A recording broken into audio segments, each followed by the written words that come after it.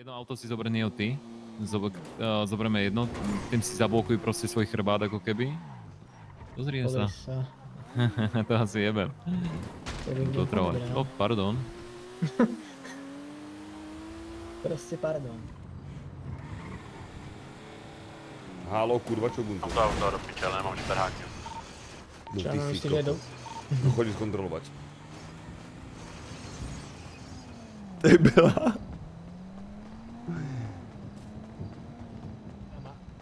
To je Bela, nie?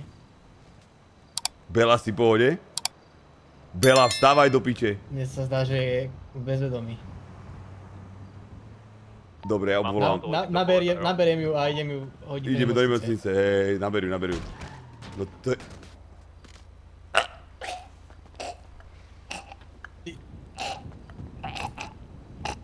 No aj teba musím... Nie, toto je niečo vážnejšie.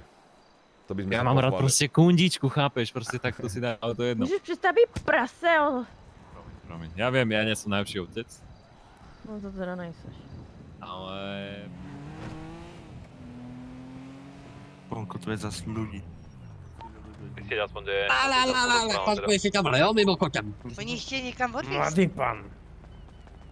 Dobré brýle, počujem, jasné. Ďakujem. My Mohli tu by ste si to preparkovať, 2 sekundy, chalani, prosím. 2 sekundy, dobre, dá mi to do škrabu alebo niečo. My tu iba niečo vybavíme, pár sekúnd ideme. 2, No, môžete si to preparkovať, jako nám je to prosím jedno, vás. vole, ale oni vás vezmou benga, brat.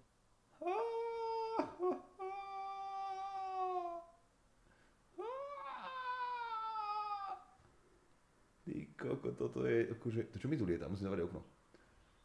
Nejaký komár alebo niečo. A teďka byl ten první neplacený zápas, ne? A borec tam má vytetovanou piču na čele, prostě, chápeš to? Ale hovno. Nekecám, fakt má vytetovanou piču na čele. Píš, to som si ja chcel dať, kurva, to už nemôžem. Lepšie vytetovanú piču na čele, jak žiť s pičou. To bolo čo ako? Ďakujemný, Na baty, jebeti. No vieš, niekto žije s pičou proste a lepšie mať piču na čele. Jasné. Klasicky to nebolo na baty. Nebolo.